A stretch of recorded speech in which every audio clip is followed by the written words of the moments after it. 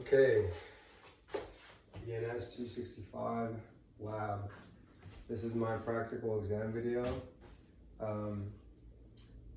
I previously to this, I was almost finishing up, but I had someone call me and it interrupted the video, so we're gonna try this again. So yeah, I'm just gonna go down the list and I'm gonna show here that I have that on my laptop. Okay, so that's what I'm looking at, not anything else. So I'm just gonna kind of run down the list. First on there is a prophylactic ankle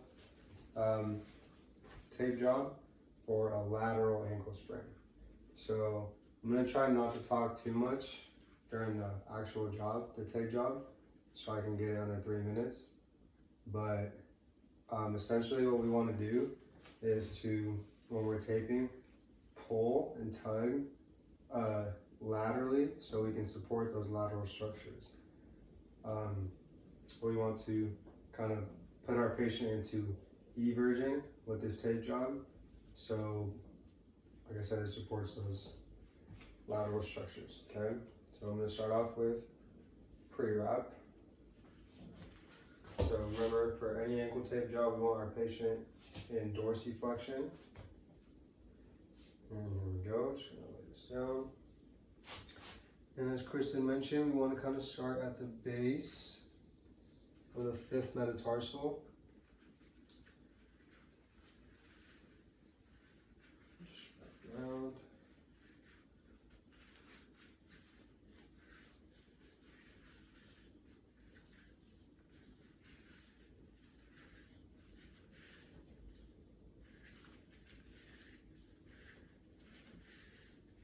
And then we want to end off at about the base of the calf. So we're about there right now.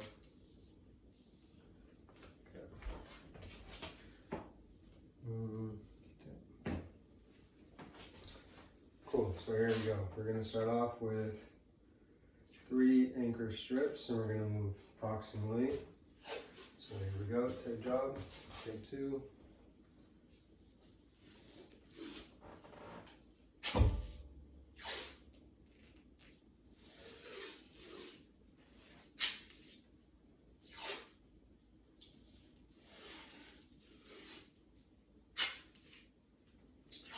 We're going to get our reverse heel locks.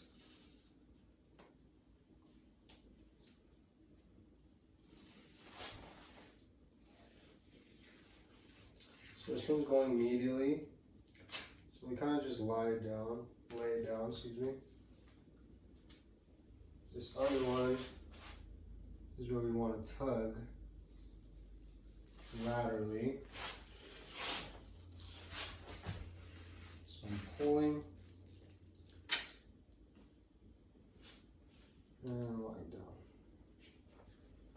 Okay, so now we're going to go into our stirrups.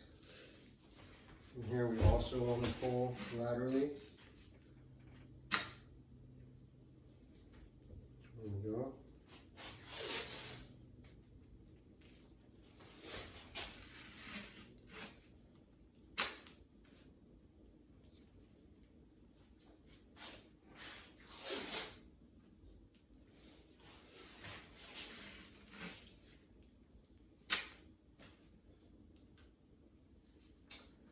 I'm just going to do a little anchor closing strip on those.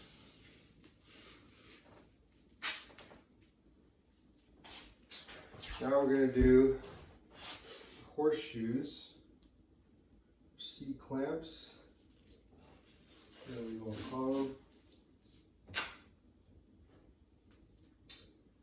Close up.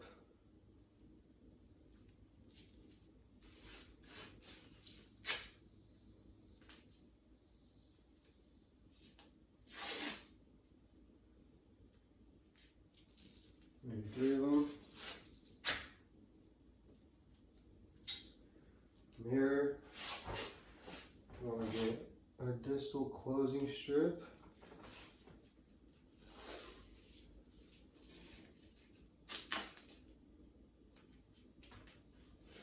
and then our forward heel lock. So we're going to follow that same angle from the distal cloven strip.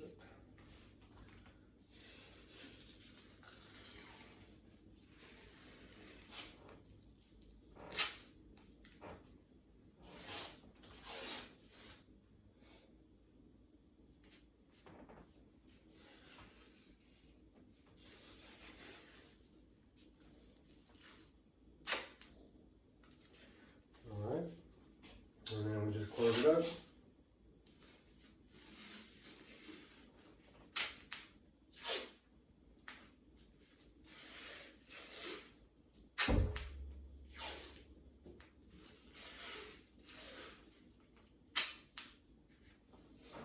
Cool.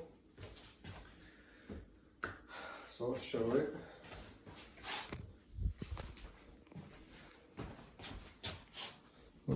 What's up? All right. So that's it right there.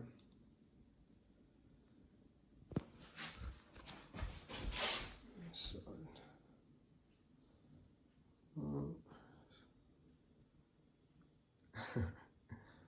So, sorry, I can't change my camera. So yeah, what we want to do, like I mentioned, to make sure it's effective is we tug laterally to support those lateral structures and put our patient into eversion, okay? So next is palpations. Okay, so I'm just gonna go down the list, and first one on here is the base of the 5th metatarsal. So, see, here's that 5th phalange. Okay, so metatarsal will be, base will be about right here. So the tarsal articulates with, the metatarsal articulates with the tarsals and the phalange. And the base, like I said, will be about right here. Okay. Next will be, one sec. Sorry. All right. Our deltoid ligament. So our deltoid ligament is going to be on the medial side, medial aspect of the ankle. And if I remember correctly, it has like 4 parts to it.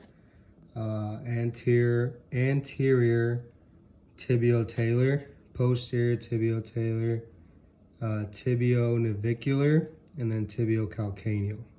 So that's deltoid, big ligament on the medial aspect of the ankle.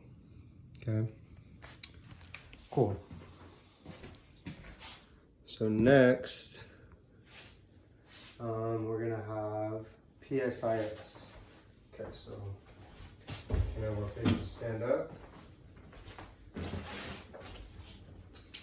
and PSIS is going to be on the posterior aspect.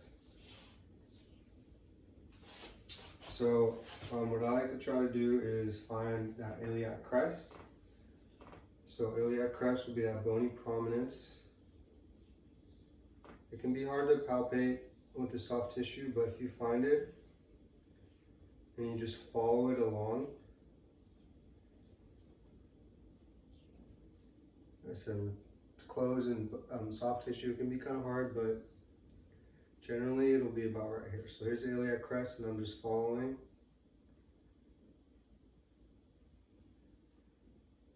To about right here. So posterior, superior iliac spine, and it's on both sides, okay? Kristen mentioned in the video, it's kind of where our back dimples are. So PSIS, okay? Next is our SC joint. So we'll turn around. That's our sternoclavicular joint. Sternoclavicular joint. So our clavicle articulates with the manubrium of the sternum. So here's our clavicle, And if we just follow it, sternoclavicular is about right here. Interestingly enough, I think if we can kind of see the sternocleidomastoid kind of at around the same area, but anyway, sorry. Sternoclavicular, right here.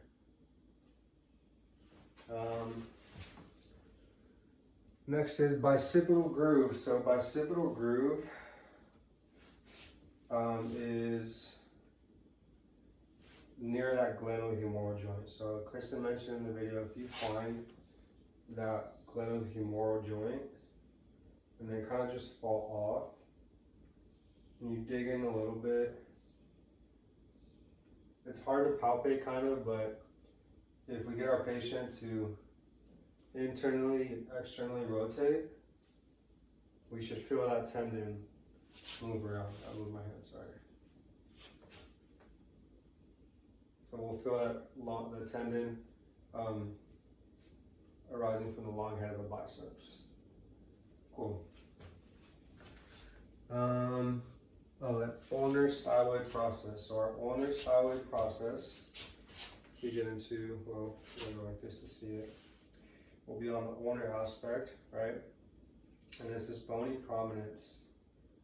That's right here. I kind of have prominent ones, so kind of see on mine, ulnar aspect, styloid process right there. Okay. Next is, oh, that's it. All right, so now we go to thumb range of motion. So if we get into our anatomical position, and what we're gonna do is, let's see, we'll start with adduction of the thumb.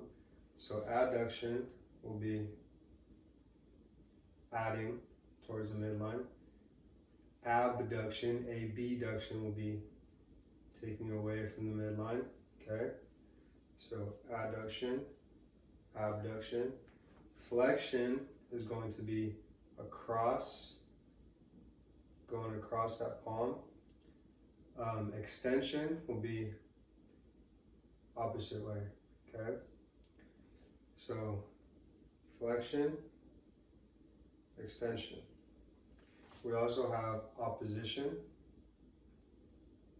coming to our pinky, so opposition, okay?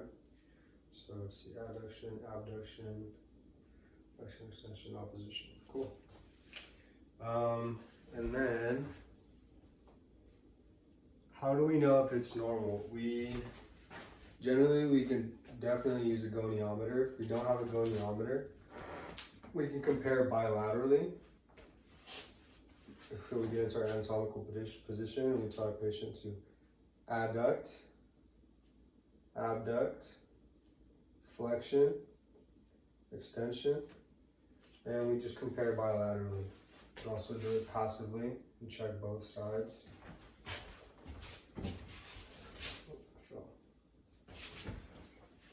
So yeah, bilaterally or with a goniometer.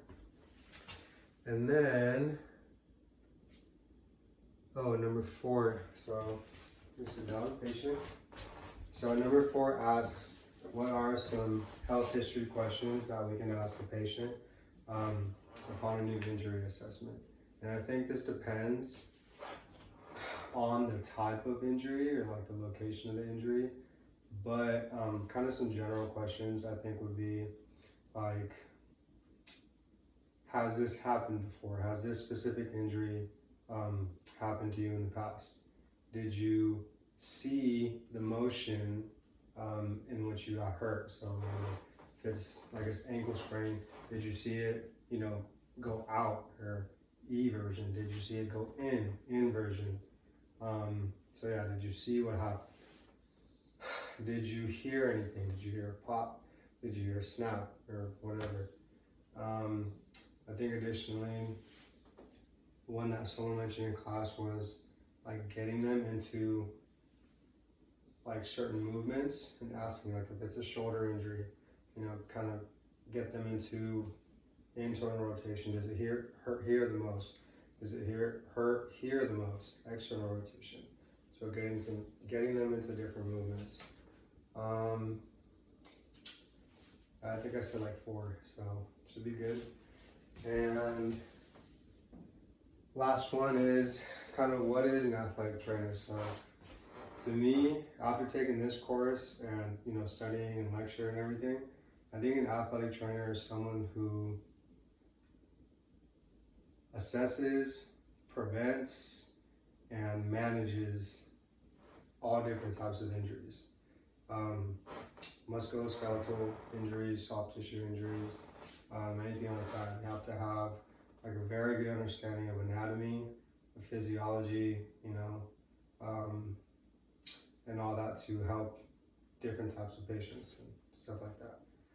So not just taping, contrary to belief, but a lot of different things. Anything that pertains to preventing injuries, assessing them, and managing them once they arise. So, and how has this kind of shaped my outcome goals? Like I said, in lab, like the first or second day, I think all this is very practical. So I personally don't want to be an athletic trainer. I want to go more towards the strength and conditioning route, exercise physiologist route. But all this is very useful and practical in any allied health profession. So that's how it kind of helped me out. And bonus, I think there was a bonus that says, what suggestions do I have to improve the course? I personally can't think of any suggestions, but all I would say really is I thought it was cool that there was like 6 or 7 of us in the class, so it was real personal. We got to get in, get out kind of thing, but still learn, still engage and learn off each other. So I thought that was really cool. But no suggestions. It was a great class. Otherwise, besides us having to go online, but that's out of our control. So besides that, that's all I have. Just want to say thank you, Chris and Leah and everyone else in lab, and wish you guys best of luck in all your endeavors. Hope to see you guys around.